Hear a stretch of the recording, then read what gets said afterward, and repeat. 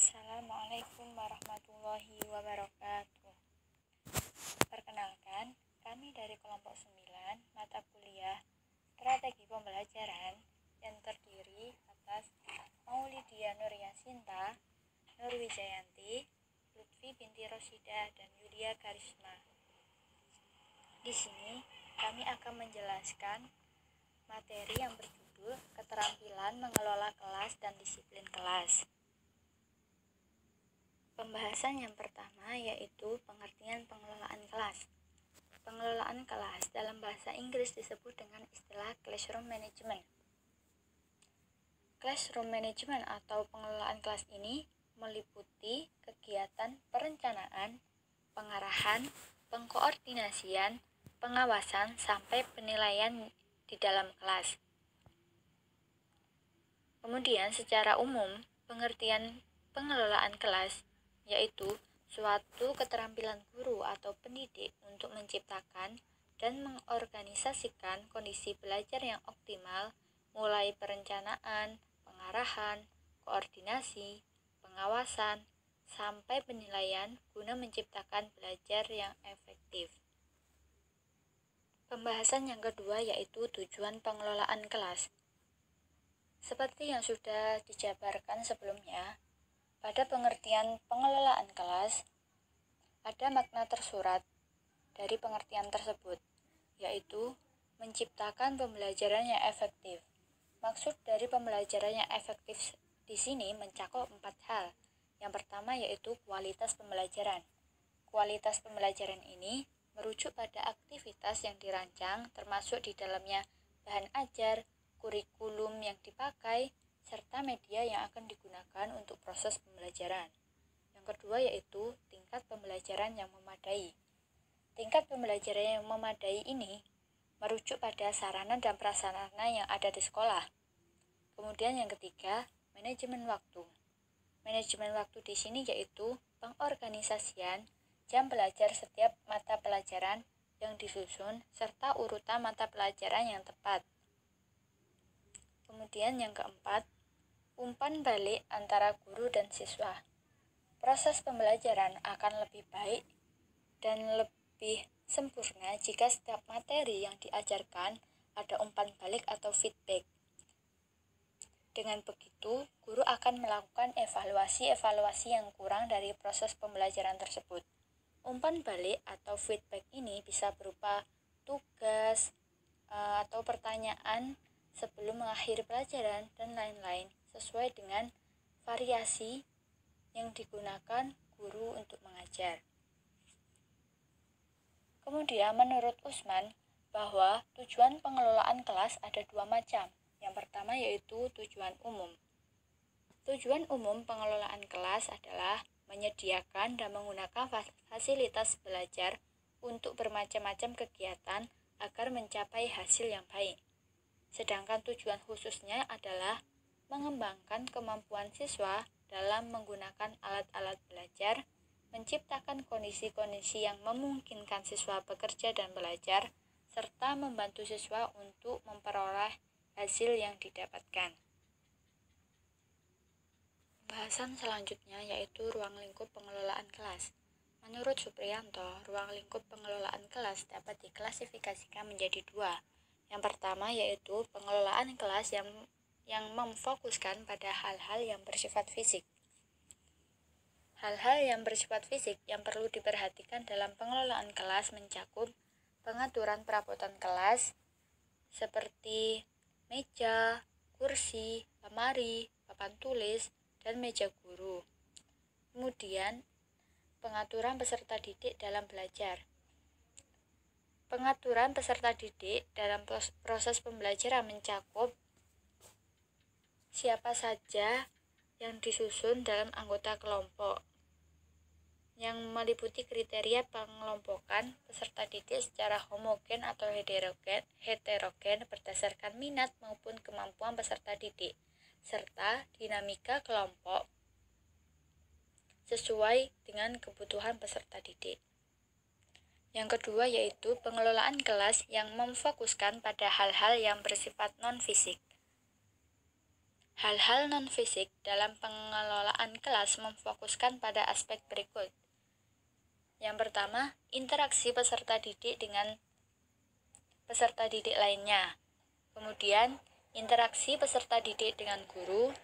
Kemudian, interaksi lingkungan kelas maupun kondisi kelas menjelang, selama, dan akhir pembelajaran.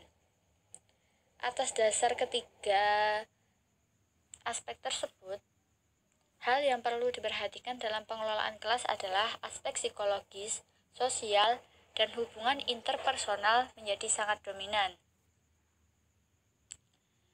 Dan yang perlu diperhatikan, setiap guru dengan jabatan masing-masing mempunyai tanggung jawab dan wewenang yang berbeda-beda dalam pengelolaan kelas. Untuk tanggung jawab dan wewenang kelas, guru wali atau guru kelas yang mempunyai andil besar untuk mengelola kelasnya, mulai dari kegiatan administrasi, desain ruang kelas, operasional, dan lain-lain. Sementara untuk guru mata pelajaran, tanggung jawab dan wewenang dalam kelas hanya ketika jam pelajaran masing-masing.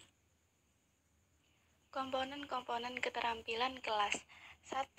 Penciptaan dan pemeliharaan iklim optimal.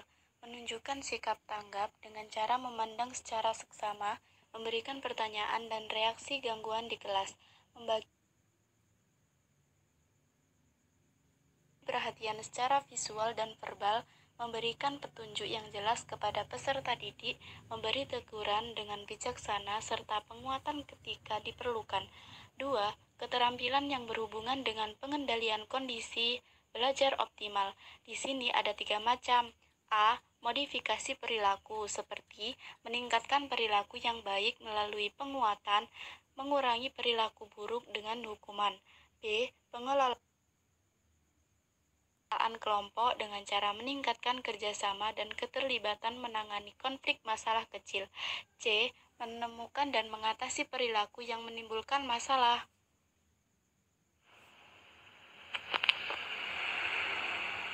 Prinsip-prinsip pengelolaan kelas. 1. Kehangatan dan keantusiasan. Kehangatan dan keantusiasan guru dapat memudahkan terciptanya iklim kelas yang menyenangkan, sehingga dapat mewujudkan kegiatan belajar yang optimal. 2. Tantangan. Penggunaan kata-kata, tindakan, atau bahan-bahan yang menantang akan meningkatkan gairah siswa untuk belajar, sehingga mengurangi kemungkinan munculnya tingkah laku yang menyimpang. 3. Bervariasi.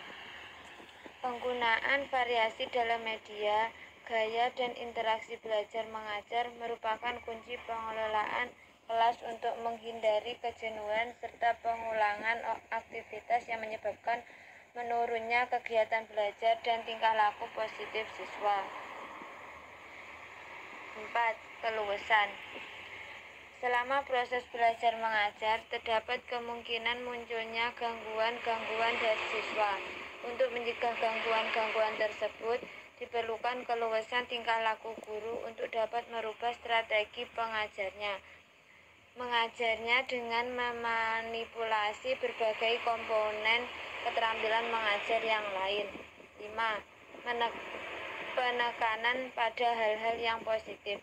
Cara guru untuk memelihara suasana yang positif diantaranya adalah 1.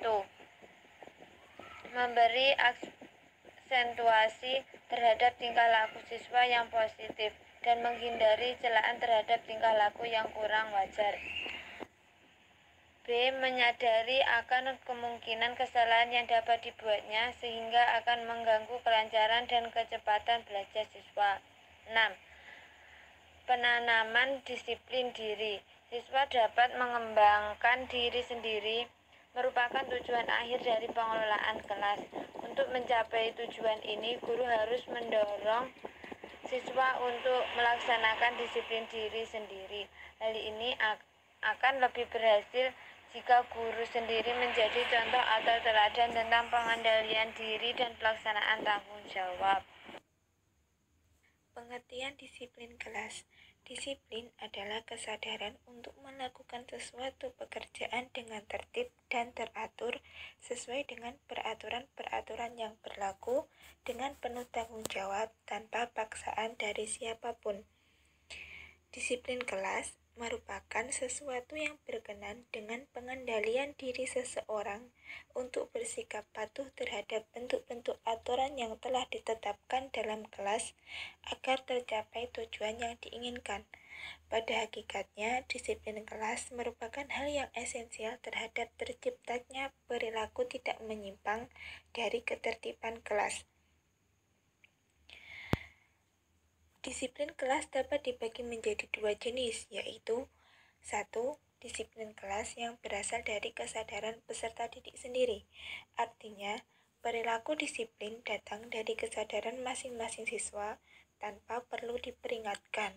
Yang kedua, disiplin kelas yang timbul karena adanya paksaan dari pendidik atau wali kelas. Jenis disiplin kelas yang timbul karena adanya paksaan memang kurang baik. Selanjutnya, bentuk-bentuk disiplin belajar siswa. Yang pertama, kesadaran atas tanggung jawab belajar. Siswa memiliki rasa tanggung jawab pada dirinya untuk melakukan tugasnya yaitu belajar. Yang kedua, cara belajar yang efisien. Siswa harus memiliki cara belajar yang memudahkan mereka untuk memahami pelajaran tersebut. Yang ketiga, cara mengatur waktu belajar. Banyak waktu yang terbuang-buang disebabkan karena mengobrol yang tidak ada habis-habisnya. Sikap ini harus ditinggalkan siswa karena kurang bermanfaat baginya. Alangkah baiknya waktu tersebut digunakan untuk belajar. Yang keempat, pengelompokan waktu.